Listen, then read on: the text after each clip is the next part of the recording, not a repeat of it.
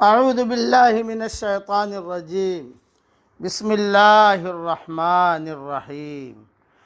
سورہ مدثر کی آیت پڑھ رہا ہوں، آیت نمبر 1 سے لے کر آیت نمبر 7 تک۔ سورہ مدثر مکہ مکرمہ میں نازل ہوئی، اس میں 56 آیتیں اور 2 رکوع ہیں۔ نازل ہونے کے اعتبار سے 4 نمبر پر ہے، لیکن تلاوت کے اعتبار سے 74 نمبر پر ہے، اور سورہ مزمل کے بعد نازل ہوئی ہے۔ یا ایہا المدثر، اے کپڑا اوڑھنے والے، قم فانذر، کھڑے ہو جائیے اور آگاہ کر دیجئے۔ وربک فکبر، اور اپنے رب ہی کی بڑائیاں بیان کیجئے۔ وثیابک فطہر، اور اپنے کپڑوں کو پاک رکھیے۔ والرجز فہجر، ناپاکی کو چھوڑ دیجئے۔ ولا تمنن تستکثر، اور احسان کر کے زیادہ لینے کی خواہش نہ کیجئے۔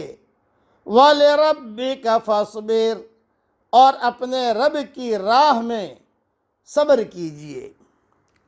مختصر تشریح سن لیجئے اس کی۔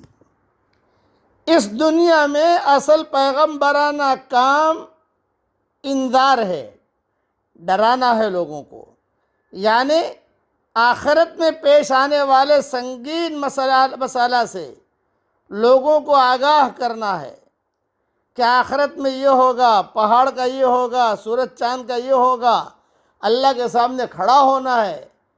قرآن شریف میں اس کو بہت جگہ پر قیامت کے منظر کو اللہ نے کھینچا ہے۔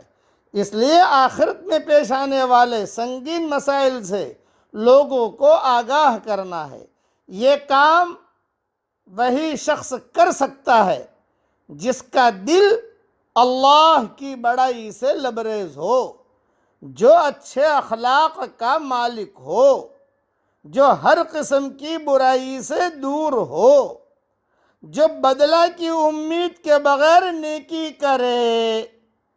بس یہ میں نے اشارہ کر دیا عقل مند کے لیے، نیک کام کرے پھر لفافے کا انتظار نہ کرے، یہ مطلب ہے اس کا، ولا تمنن تستکثر کا۔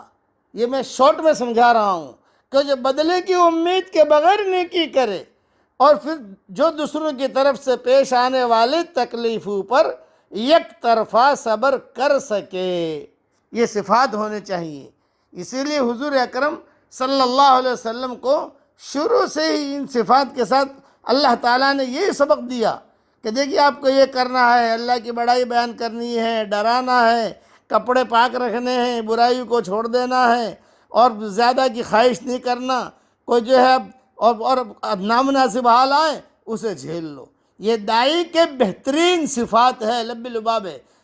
جو بھی دین کا کام کرے، جس شعبے میں کرے، اس میں یہ صفات ہوں گے، وہ کبھی بھی نامراد نہیں ہوگا۔ اللہ تعالیٰ صفات کے ساتھ دین کا کام کرنے کی ہم سب کو توفیق عطا فرمائے، آمین۔ وآخر دعوانا ان الحمدللہ رب العالمین۔